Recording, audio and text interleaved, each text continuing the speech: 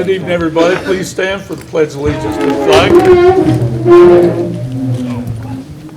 I pledge allegiance to the flag of the United States of America and to the republic for which it stands, one nation, under God, indivisible, with liberty and justice for all.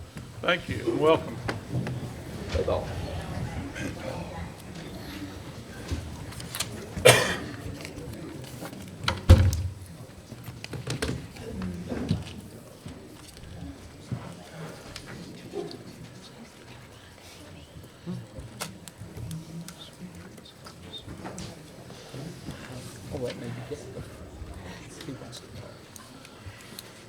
All righty. First order of business this evening, reading and approval of the minutes from the March 12th, 2024 regular council meeting. Motion to approve the minutes as presented. Seconded. Have a motion and a second to approve the minutes as presented. All in favor indicate by saying aye. Aye. Those opposed by same vote. Hearing none, motion passes. Let's see, we've got a motion and a second. All in favor indicate by saying aye. Aye. Those opposed by like sign, that motion carries. Thank you. Okay, we have a fairly short agenda. We're down to old business. Do we have anything from any member of council under old business? I think I might have something, I'm sorry. Mayor, I just wanted to recognize Dr. Rosalind Clark Artis. She was honored on Friday. I had a chance to go to Columbia, South Carolina. They did a rededication of a building and named it after her and honored her. So I just wanted to recognize her this evening. Very good. Cody, you have? Yeah, you know, everyone knows the last couple of weeks it's been a little wild with the fruits of labor, seed sowers, and all that. After just doing some research and stuff, I looked back at seed sowers' tax returns over the last few years that they filed, and in 2022 they brought in $978,803 in revenue, and that was income after expenses was $467,510. And also on there that kind of caught my eye, they were bringing in $11,291 in rental property income, but they're not paying rent to us, which kind of concerns me. Their total assets as of the end of 2022 was $1.4 million. I would like to have a workshop, and if I need to make it into a form of a motion, but I would like to have a workshop with the council, works with either fruits of labor or seed sowers, whoever it needs to be, on a lease agreement at a fair going rate per square foot in the downtown area. Or if they want, they can just purchase the building from the city. We wipe our hands clean. And I mean, my personal opinion is if we're going to be in the rental business, we need to act more like landlords. And if they don't want to agree on one of the, either a lease agreement or a purchase, my personal opinion, then we would make the next steps for eviction. It's just the blunt truth of it. The whole situation of purchasing the building was supposed to be turnkey. They've went in and made many changes, and the city's expense, and I understand they're paying B&O tax, but every other business owner in the city of Beckley pays B&O tax plus the 1%. But one thing that's really concerning about their B&O tax and 1%, they're only open 16 hours a week during the lunch hours where most people are working. Therefore, I don't think that their B&O tax should probably be anywhere near than any other business that's open at least 40 hours plus a week. So I think it's something that we need to do as a council to come together either with a lease agreement or even a purchasing or sale of the building. Okay, very good. Anything else from a member of council under old business? I agree. If that's in the I do form of a also motion, I'd like agree. to I'll make a second motion. that for the workshop. Okay, we'll have to ask Mr. Fowle, since that's not a formal agenda item. Bill, is it okay to go ahead and accept that as a motion? It's fine to accept it as a motion. I think you've indicated that you're planning to call a workshop. You don't have the date yet, but it's at your discretion. Okay, we have a motion and a second to schedule a workshop to discuss this further. I will say the only thing that you mentioned a couple things, Cody, that are in the works now. It's been indicated that because Seed Sowers is a nonprofit organization, that it might be appropriate to have them as the landlord and owner of the building. So that discussion has been in progress. The only thing I would say about Fruits of Labor, I don't know how many of you all have been there. I don't know how many council members, and I'm not going to ask for an indication of how many council members have been there, but, you know, we had problems with people sitting in the windowsills and the doorways on Neville Street, and thanks to Fruits of Labor, that has largely diminished. And weekly, we get such compliments on the Fruits of Labor and what it's meant for Neville Street. So I, for one, I understand what you're saying. I know early on, Cody, you felt that the lease price should be amortized over a 15-year period to meet the $1 million that we paid for that building, which I think was, personally think was a little much. But since then, I, for one, have been very anxious to see that Fruits of Labor has become the success that it's enjoying today, and what it means not only to Neville Street, but the city of Beckley. So, but yeah, we will certainly do that, and we'll get the date of the workshop out to you. Anything else from any member of council under old business? Mayor, I think it probably constitutes old business. My understanding is President Stewart, obviously the president of West Virginia Tech, has met with almost all of our council members separately and individually about the public concern that really is manifested whenever the public doesn't have a full picture and an opportunity for input with respect to the change of traffic conditions. And President Stewart, in my opinion, reflected a lot of thought and energy to address the concerns of the cities. No, it's very city constituents. No, realistically, we knew when we wanted Tech to come here and leave Montgomery, we would become the townies. We would have to support the university in a lot of different ways. And a lot of folks felt that this would just be too much.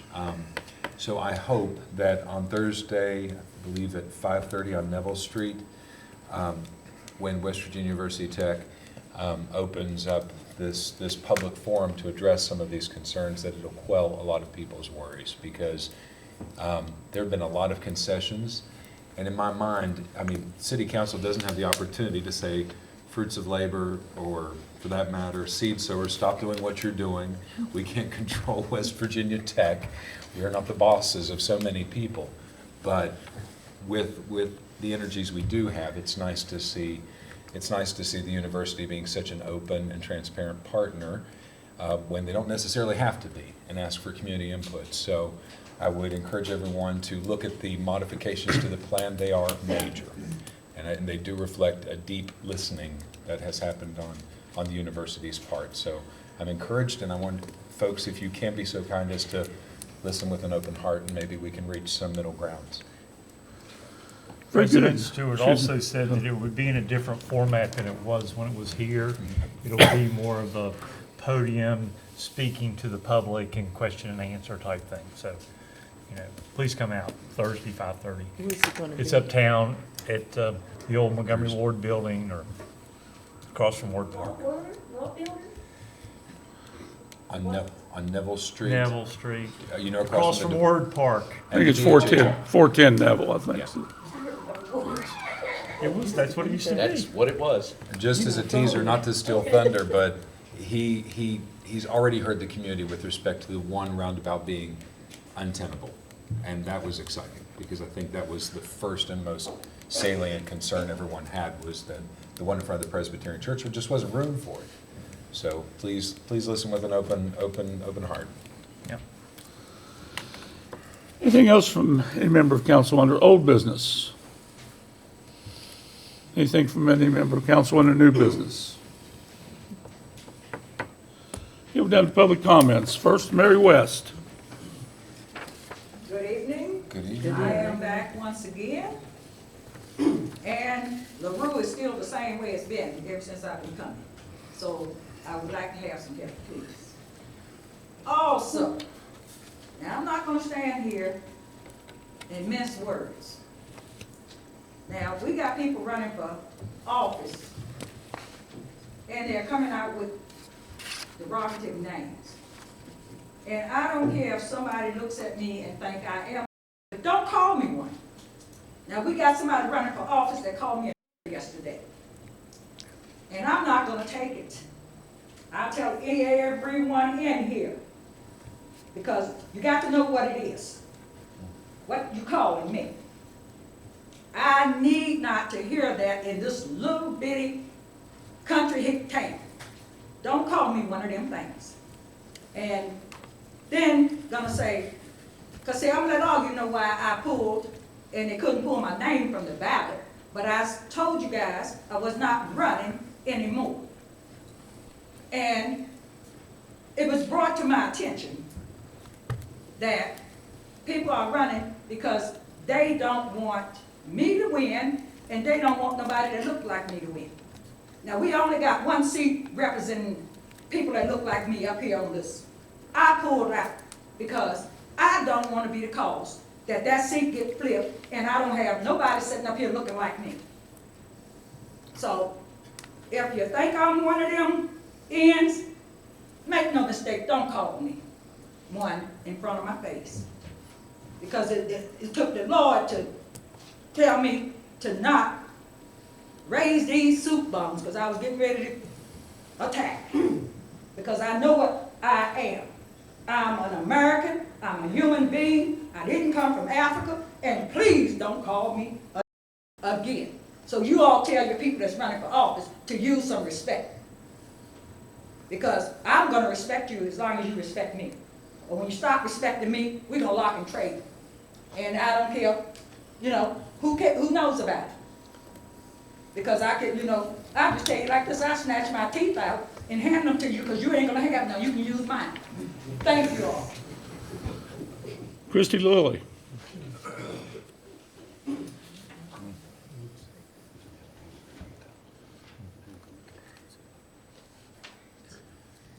Good evening. My name is Christy Lilly. The day after the last meeting, there were hundreds and hundreds of community members who voiced their opinion about Beckley becoming an inclusive recovery city, and we were so relieved when that was canceled. But we did not misunderstand what the intentions of the IRC were or what seed sowers and fruits of labor are about. We're simply against the recovery industry growing when the rest of the city is diminishing. Instead of focusing on trying to fix the addiction problem, I would hope that we could change and focus on preventing it. Look at the streets of Beckley and you will see that things are much worse, not better. And no matter how many sober living communities we have, things are not improving. Since Seed Sowers appears to have plenty of funding, I'm encouraged to hear what Cody Reedy said about it would be good to ask them to purchase that building, and we could be separated from them and use that money towards prevention initiatives. If we want to acknowledge our city as something, we could make Beckley a drug-free community. The drug-free community movement was started and is funded by the CDC.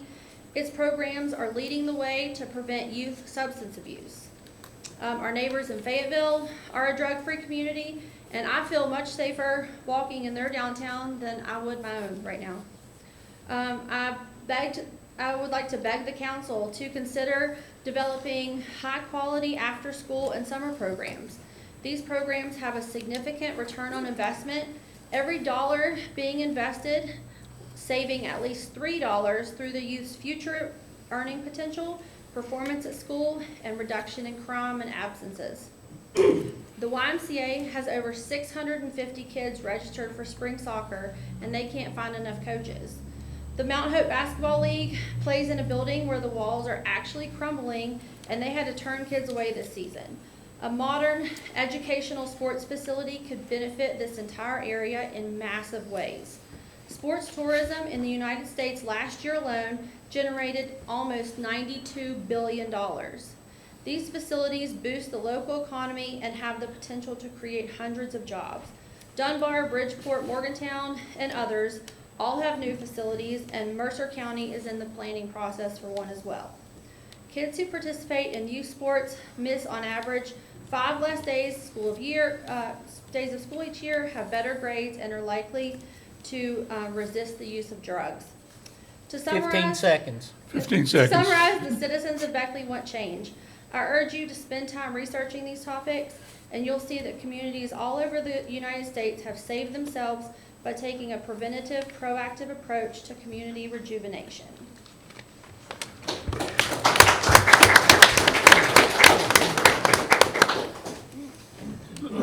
Christie, I normally don't respond to speakers, but I'm going to make an exception this evening. Congratulations on your efforts to bombard the mayor, meaning me, with emails and other correspondence and phone calls regarding the IRC proposal. And I was admittedly surprised and somewhat ashamed that I felt that that would be a designation that the city would be proud of. Now, the only thing I would ask you, with your magnificent ability to gather people and encourage bombardment of emails, if you could mobilize those same troops to bombard emails to Mike Lilly, who's run an illegal junkyard at the bottom of Church Street for years, and I know you're interested in making Beckley more attractive. That's a major entrance to the city of Beckley. And if you could encourage people to bombard Mike, who may be some relation to you, I'm not sure, to get that cleaned up after all these years, it would be appreciated. It's been an embarrassment as a major entrance to the city for probably 25 years now. So thank you. I agree with you. That's actually my father-in-law, and we were supportive of the city encouraging him to clean it up, but we cannot make him. He is a force on his own. Very good. Mayor, can I say a word to Christie, please? Sure. Christie, I want to thank you. Hey, Christie, I want to thank you too for your email yesterday, and I read it. And you know, youth sports and activities, that's definitely a nice way to go. I do want you to take a moment and go down to the Salvation Army, their brand new building, and I want you to talk to Captain Liz. And she's running the Boys and Girls Club, after school programming, and she's all about what you're just talking about. Also, the police department, we're working on trying to create a DARE program to get back in order. So I think you're on the right track, and I think, you know, the city supports youth programming from Little League to last year. Every council member up here gave $1,000 to the Beckley Babe Ruth because they were going to, you know, the World Series and stuff. So, you know, we're with you. We love kids, and, you know, we want this to be a kid-friendly place, for sure. Very good. Tom Mosley's the next speaker. You all see me? I didn't bring a speech. I just want to speak from the heart on something for a minute. I carried mail in the city for a long time, about every house in Beckley and probably most of you at some point or another. But I never got the reception I got in East Park. I love that area. And whether it's as a city council candidate or as a resident, I always want to give back to that community. They always gave me so much. So last week I emailed each of you, and this was not a slant on anyone, about the building at 100 Washington Avenue. And I just want to know if it's viable that is given back to the residents of East Park as a true community center. If not, I ask for clarification as to why. Thank you. Chris Kincaid. Hey everybody, so I also don't have a speech. I actually just wanted to come up here and talk for a minute about, I'm having a big Easter egg hunt and community cookout at the end of this week. There is many community partners involved in that, but someone spoke at the last city council meeting about a problem animal they had in their neighborhood and who responded to that and how quickly they took care of that. And I just wanted to come up here and highlight for a moment Soaring Hope Animal Rescue Partners. That's who partners with our animal control here in Raleigh County. Their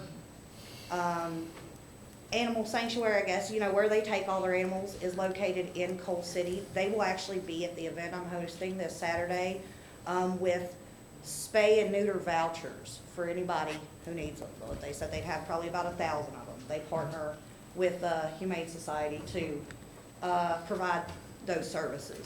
So I just wanted to make everybody aware, you know, that those services are gonna be available, out there this weekend. But not only that, they are currently on Sharp's Facebook page, raising donations for an extra kennel. You know, when we have these problem animals that have to be picked up by animal control, and we, of course, want them sent somewhere, we have to have somewhere to send them. So, you know, just anybody who wants to, if you would want to support that, you know, having rabid dogs and really just the efforts of spay and neutering has really reduced the amount of animals that run loose in our communities and in the city. So I just wanted to come up here and talk for a minute about them and the awesome work they do. So, thank you guys. Thank you. Thank you. Detlef Olfers.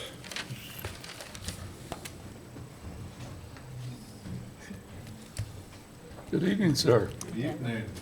Thanks for having me. Well, thanks for being here. Thought I recognized you. My name is Detlef Olfers. I work with Raleigh County. Title's county engineer, but reason I'm here is to ask for a little bit of money. It's great because this is spay and neuters, and we, the Raleigh County Commission secured our first grant last year for spay and neuter vouchers. And that was close to $25,000 from the West Virginia Department of Agriculture. It was our first time, so we kind of messed up a little bit, and it wasn't really our fault. We were kind of a learning curve, but we ran into it was a little complicated because you needed the vaccinations for the dogs, and that was not covered in the grant. I'm talking, now the only vaccination is rabies. So I'll just cut to the chase. We ended up not using full dollar amount. We just got a little over $17,000. So we ended up sending, well, not unutilized, you know, nearly $8,000. So I thought, how can we prevent that? Because half of these vouchers were not used for the people that signed up for them because of this. And because we could not schedule the procedures. So I asked the Raleigh County Commission, well, could we complement the $20,000 that we got this year with, you know, additional money? So they said, well, we'll put in at least $5,000 in. And so now I'm asking the city, could you help us maybe for the same amount? Mayor, may I ask a quick question? Yeah. Sure. I spoke with Bill Fowle on this and asked him about the last time this went through, and he told me he thought that the reason a lot of the vouchers weren't used for folks in the city was that last time the city residents weren't eligible because they were inside of the city, but county residents were. Is it your intention to open this up to the city residents to be able to spay and neuter animals, or is it still going to be like last time's rollout and only benefit the county residents as opposed to inner city residents? I wasn't managing the thing. Sure. But I think. Apparently there was a ton of folks that lived in limits that tried to get those vouchers honored, but because they were in city residents, they weren't allowed to do so. Yeah. Do you know if that'll be addressed if we're able to benefit and chip in, so to speak? I thought it was for anybody in Raleigh County. I mean, I hadn't heard that, and I'm sure we would. I mean, it kind of surprises me that that was the case. I hope it was not. It was Mr. Roop's understanding was that was the rationale, was that it was meant for the county, which makes sense because there's a lot of county feral animals. Yeah. But we would just want to make sure that if it's to benefit the city, that it would also be able to benefit our residents. And that's true, Councilman Dunlap, but Beckley is the county seat, so I would think that, I mean, Beckley's the county seat, but that wasn't discussed in our meeting. Yeah. I thought the grant is over. I thought it was over anybody in Raleigh Raleigh County. We had that conversation Monday at Judge Kirkpatrick's Yeah. chambers because I was concerned that you might come. Oh, okay. I apologize for interrupting, sir, but I actually used the spay and neuter voucher last year for a dog we rescued. and I live in city limits, and I had no problem getting it honored through Soaring Hope Animal Rescue, so. which Okay. is- So through Right. Soaring Hope? Yeah. So I guess that proves in a way that we're not encumbered that way. Okay. That might be a strange, If we can figure out a workaround, that's great. yeah. That would be my wish. Yeah, this will probably be an issue that we'll add to our workshop agenda. We've had informal discussions, and I think it's safe to say the administration is very much in favor of matching the county commission with the 5,000. And I'll be surprised if council votes otherwise. Yeah, So, and I can understand your perspective of, wanting that to be eligible within the city limits. I'm Yeah. a little shocked it was, that somebody said that it wasn't, but, yeah. but if it's true, then I'll be doubly shocked. I think we, and Billy Trump can correct me, I think we already contribute about 60,000 a year to the Humane Society. Is that correct, Billy? Yes, sir. And I think we're helping with the county. I think we may be one of the supporters of Soaring Hope. Yeah, I think we are. I think we participated in getting a vehicle for them Yeah. with the because, county. Yeah, there was such an overflow at the animal shelter. So Right. we already have a good partnership with the county and other agencies. So we recognize the problem, Detlef, and we appreciate your leadership, and I'm pretty confident that we'll get that in the works for you. Okay, thank you very much. Thank you. Thank you. Thank you. Mr. Mayor, if I Yeah. can clarify one thing. Yeah, I believe Mr. Dunlap misspoke initially when you said Bill File. Oh, Bill Rue, You meant Bill Rube. the other white Bill. Right. okay, any other discussion? If not, do we have a motion to adjourn? So moved. Second. Stand adjourned, thank you. Both bills, they both.